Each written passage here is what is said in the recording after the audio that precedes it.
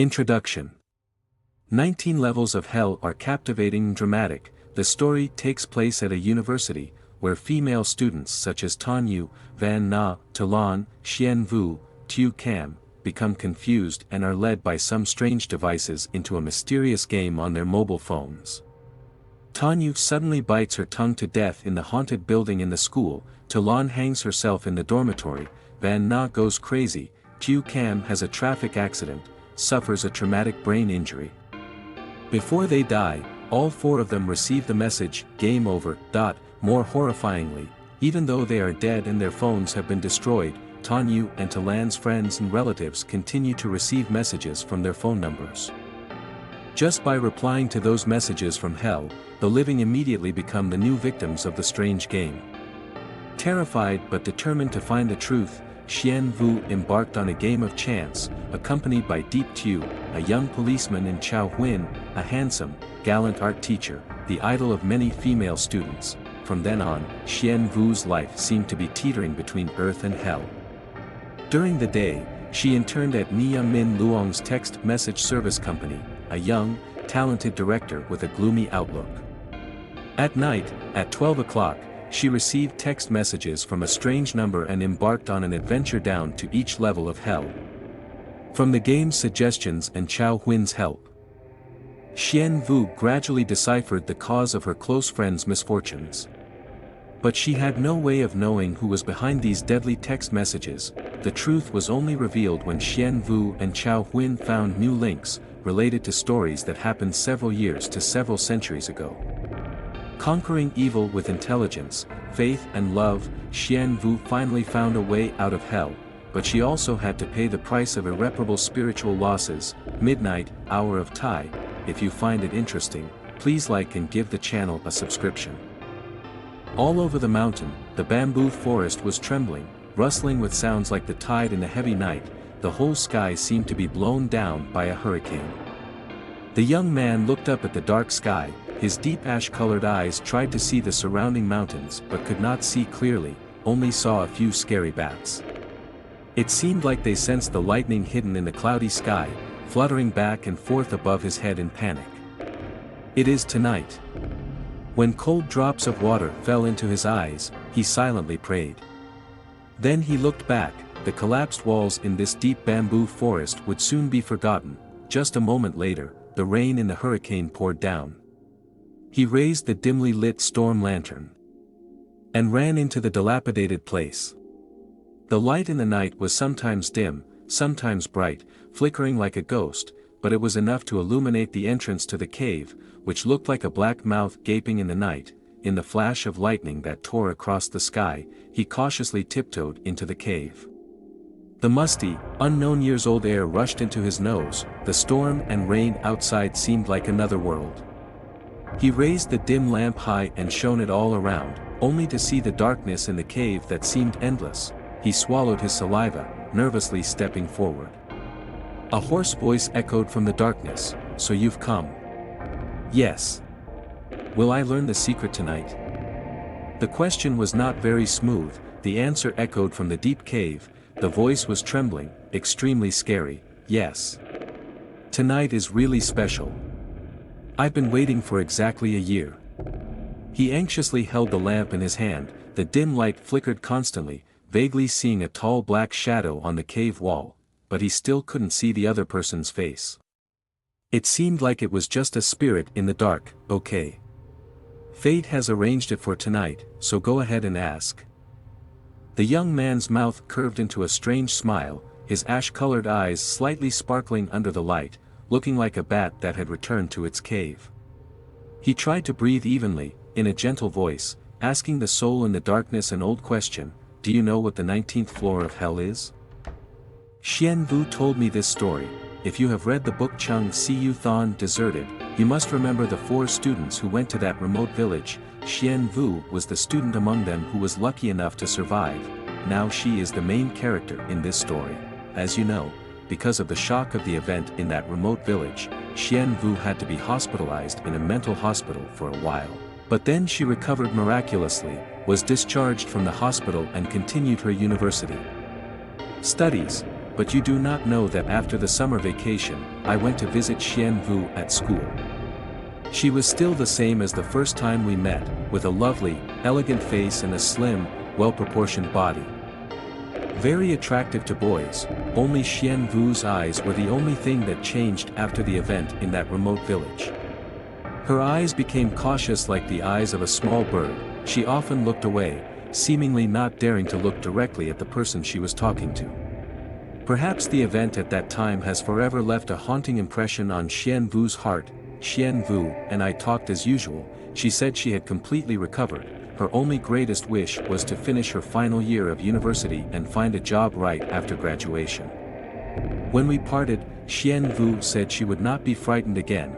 I also thought that from now on her life would be peaceful and calm, but unexpectedly, in the cold winter a few months later, Xian Vu encountered another misfortune. Perhaps fate had arranged it, causing this girl to experience two unimaginable horrors in the same year. The story begins. Please listen. Xian Vu's terror began with a text message on her mobile phone.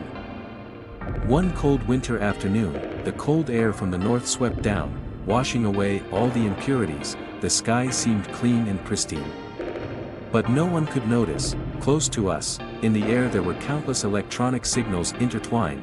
They passed through the clouds high above, passed through the closely packed cement structures, penetrated the walls of the female university dormitory, quietly entered the mobile phone of a female student. The message notification rang. The sudden ringing made Xian Vu shiver. She was on the upper bunk arranging her things. The message notification rang on the lower bunk. The sudden cold weather these past few days had caused Xian Vu to catch a slight cold. She wrapped a thick scarf around her neck. Looking down, it turned out to be Tan Yu's mobile phone. The shiny, pretty Nokia mobile phone lay alone on the lower bunk. The screen was flashing. Where did Tan Yu go? In the room of 4, Xian Vu was now alone. She got out of bed, stood on the floor, and looked at Tan Yu's cell phone.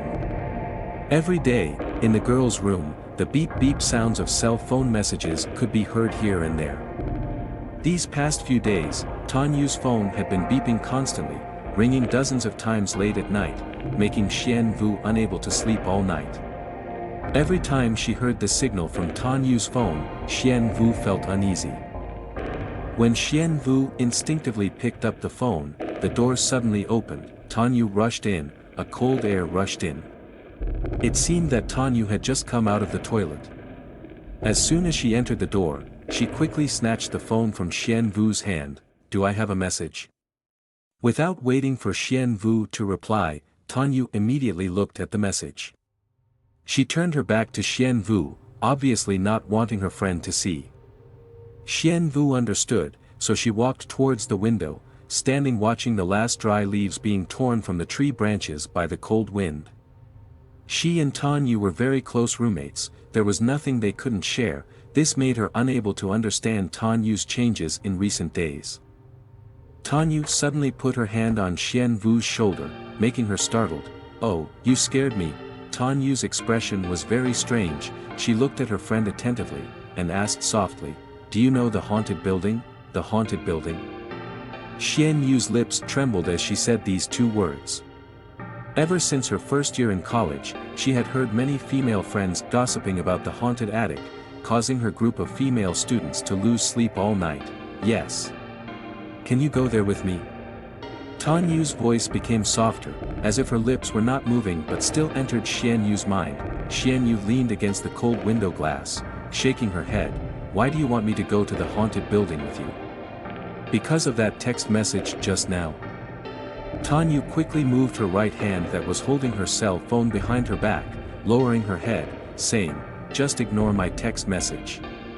Tell me, will you go with me? Xian Yu hesitated, but then nodded. Okay.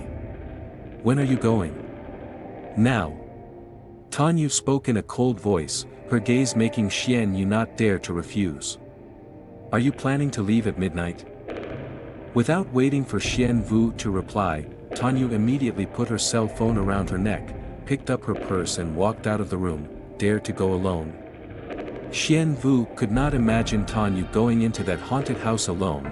She quickly put on her coat and ran out after her, catching up with Tanyu at the top of the stairs, Xian Vu gasped, "Are you determined to go there?" "Of course. If you're late, you won't make it in time." "Not in time." Xian Vu didn't understand what was meant but still walked out of the girls' dormitory with Tanyu. Part 2, at 4 o'clock in the afternoon, the cold wind was blowing across the university campus. The male and female students were all raising their collars. Walking, almost running, no one bothered to pay attention to the two girls who were walking hurriedly. The campus was spacious. They walked for a long time. After about 10 minutes they arrived in front of a door on the fence. A large lock was hanging there.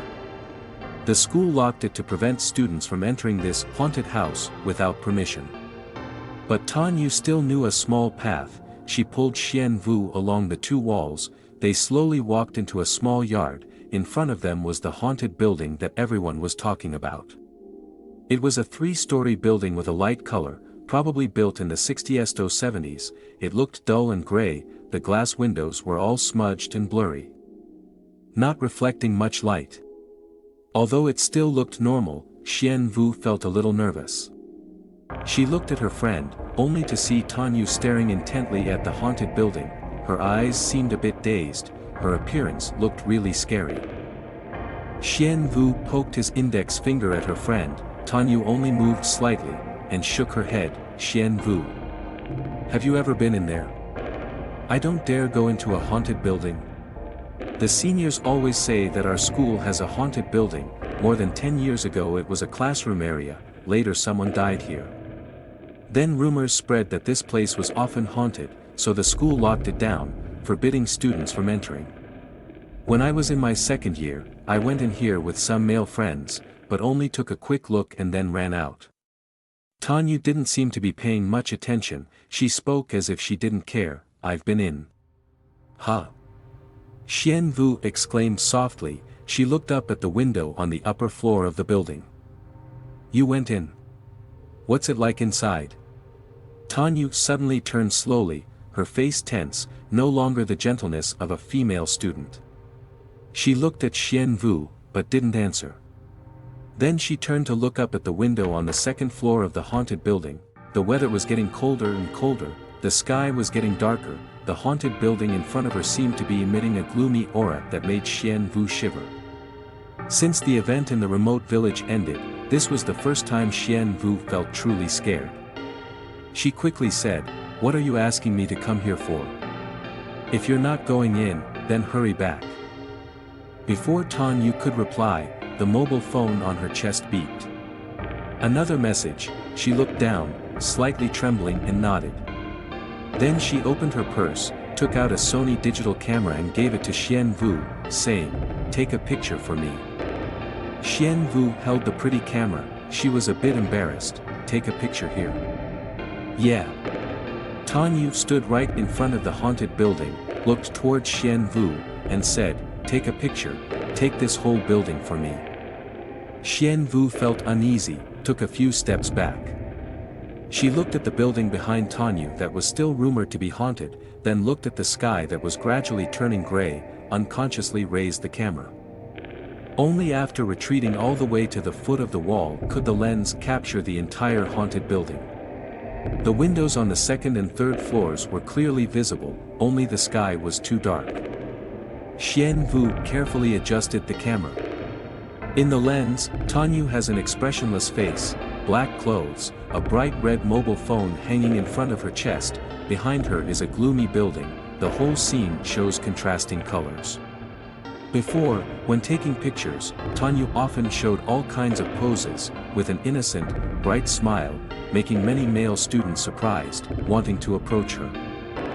For some reason, Xian Vu suddenly felt her heart pounding, as if something strange was hovering around her, but it seemed that the lens was still very normal. Tanyu was still standing calmly in front of the haunted building. After a few seconds of hesitation, she pressed the shutter. In a moment of pause, Xian Vu felt something fly into her eyes. She quickly lowered the camera, rubbing her eyes vigorously. But it seemed like there was nothing.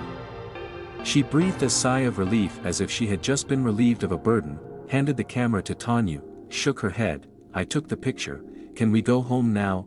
Tanyu did not respond. She turned to look at the haunted building again. but did not seem to notice anything strange. She turned back, walked to Xian Vu, and said, "Thank you. I will not forget you." Her friend's words made Xian Vu feel very uncomfortable. Close friends usually did not talk like this. She looked back at the haunted building one last time, frowned and stuck out her tongue, then pulled Tan Yu and walked out of the building. Staying away from this windy house, Xian Vu could breathe heavily. She cautiously asked her friend, "Why do you seem to have changed into someone else these past few days, and your speech is strange?" But Tan Yu did not answer. Only the bright red mobile phone hanging on her chest swayed happily to the rhythm of her footsteps. As if it had answered for its owner, it was completely dark. The two girls who shared a room with Xian Vu, Tan Yu, Hua Van Na, and Nam Tu Cam, had also returned. Neither of them were among the group of outstandingly pretty girls, but they looked okay. It was just that they were overshadowed by the attractive Xian Vu. Van Na was a bit thin, her face still had a young rice look, and every night when she walked around the hallway, she looked like a hobbit ghost in Lord of the Rings. As soon as she returned to her room, she sat curled up on the lower bunk bed opposite Xian Vu's bed, then engrossed in receiving text messages on her phone. The beeping sound was incessant, deafening. Tan Yu was buried in some book. Xian Vu pulled Tu Cam's hand and asked curiously, "Where did you two go?" Tu Cam winked, trying to act mysterious, "To look at the handsome guys." Nonsense. This is also the point where Xian Vu is not really like other female students. She is often clumsy about things like this, although she is always a beauty that makes many male students secretly love and miss her. "Do you know who is the most handsome person in our school? What does that have to do with me?" Xian Vu shrugged, and appeared even more indifferent. "Mr. Chao Huin, from the Fine Arts Department." Tu Cam smiled. Tu Cam has a tall and thin figure, although men often like girls with slim bodies. Tu Cam is too fragile, so male students often step back. Come on. I don't know anyone from the Fine Arts Department. And I've never heard of Mr. Chao Huin, but I saw him today. The Fine Arts Department opened a painting exhibition. Van Na and I ran to see it, and also saw Mr. Huin that the female students were always talking about. The rumors are not exaggerated. Mr. Huin is extremely handsome. Xiao Qin was amazed as if she saw a music superstar idol, which made Xian Yu feel a little funny. While Xiao Qin was chattering about seeing eye-catching boys, Tan Yu stood up and turned on the computer, importing the photos she had taken on the digital computer into the computer. Xian Yu walked over and stood by to watch Tan Yu open the photo she had just taken this afternoon. The photo of Tan Yu standing in front of the haunted building. Exactly like the frame she had taken at that time. It included the entire building. Tan Yu standing in front with an expressionless face, black clothes, red cell phone, the sky and the scenery were gray. The entire photo had a very strange look. Tan Yu coldly looked at herself in the photo. She suddenly trembled a little, then quickly clicked the mouse, making the photo larger. Part 3, second floor window. Xian Yu couldn't hold it in any longer, and cried out loudly.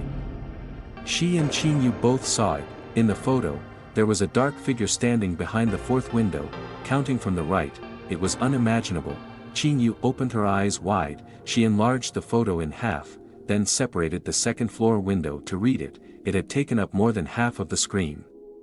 The photo was a bit blurry after being enlarged like this, but clearly there was a figure in the second floor window, judging by the figure and long hair. It was a young woman. The only problem was, she couldn't see her face clearly. The girl in the photo was covered in darkness, only her general outlines could be seen. Even when adjusted to the highest resolution, the second floor window was still blurry. It was understandable, because it was a very small area in the entire photo. Being able to recognize a woman's figure there was already too good. Tan Yu adjusted the photo back to its normal size. She was still standing in front of the three-story building that had long been rumored to be haunted. At the fourth window, on the second floor, from the right, there was a vague black shadow. Xian Vu suddenly thought, the woman standing at the second floor window was looking down at Tan Yu, or was looking at her holding the camera. Thinking of this, she became very nervous, saying, "Why is there this shadow? I remember that when I took the photo, there was only you and no one else. Tanyu nodded, yes. I also observed the windows of the haunted building, there was nothing. But it has been closed by the school for more than 10 years. There can't be anyone in there. Xian Vu didn't dare to look at the photo again. She and Tanyu looked at each other, unable to explain why that black shadow was taken. This seemed to be beyond their understanding. If it's not a person, then it's a ghost. The sudden words startled both Xian Wu and Qin Yu. It turned out that Xiao Qin was standing behind them, looking at the photo, and calmly commented, "Did you two go to the haunted building today?" Even when Ya also got off the bed, leaning her innocent and adorable childlike face to look at the computer screen, Qin Yu's expression became more and more pensive. She angrily turned off the computer, then went back to bed and buried her head in reading. Xian Wu signaled Xiao Qin and Wen Ye to stop provoking Qin Yu. Then she secretly looked at the cover of the book in Qin Yu's hand. It was The Voice of All Things in the Rainy Month, a Chinese translation, the original Japanese, similar to Strange Tales from a Chinese studio. The Japanese author was Ueda Akinari, who lived in the Edo period. Why did Qin Yu read this kind of book? She remembered that Qin Yu used to be afraid of reading those kinds of stories. Tanyu adjusted the photo back to its normal size. She was still standing in front of the 3-story building that had long been rumored to be haunted. At the 4th window, on the 2nd floor, from the right, there was a vague black shadow. Xian Vu suddenly thought, the woman standing at the 2nd floor window was looking down at Tanyu, or was looking at her holding the camera. Thinking of this, she became very nervous, saying, "Why is there this shadow? I remember that when I took the photo, there was only you and no one else." Tanyu nodded, yes. I also observed the windows of the haunted building, there was nothing. But it has been closed by the school for more than 10 years. There can't be anyone in there. Xian Vu didn't dare to look at the photo again. She and Tanyu looked at each other, unable to explain why that black shadow was taken. This seemed to be beyond their understanding. If it's not a person, then it's a ghost. The sudden words startled both Xian Wu and Qin Yu. It turned out that Xiao Qin was standing behind them, looking at the photo, and calmly commented, "Did you two go to the haunted building today?" Even when Ya also got off the bed, leaning her innocent and adorable childlike face to look at the computer screen, Qin Yu's expression became more and more pensive. She angrily turned off the computer, then went back to bed and buried her head in reading. Xian Wu signaled Xiao Qin and Wen Ye to stop provoking Qin Yu. Then she secretly looked at the cover of the book in Qin Yu's hand. It was The Voice of All Things in the Rainy Month, a Chinese translation, the original Japanese, similar to Strange Tales from a Chinese studio. The Japanese author was Ueda Akinari, who lived in the Edo period. Why did Qin Yu read this kind of book? She remembered that Qin Yu used to be afraid of reading those kinds of stories. Now, there was a noise again. Xian Vu, who was already half asleep, suddenly felt something moving right below her, as if it was being poked. She unconsciously touched the blanket. And it seemed like the whole bed was shaking. She felt Tanyu had gotten out of bed, standing in the middle of the room. She waited for the sound of the door opening. Perhaps Tanyu wanted to go to the toilet again, but she waited for a few minutes but still did not hear the sound of the door opening. What was Tanyu doing? Hiding tightly under the blanket. Xian Vu could not hold it in any longer. Just like when she was a child sitting in her mother's lap listening to a story, she opened her eyes wide. The room was dark, and the windows were not even dimly lit. Everything seemed to be immersed in a cemetery. Suddenly she heard footsteps. End of part 1. If you like it, please like and subscribe to the channel to support the channel. Thank you.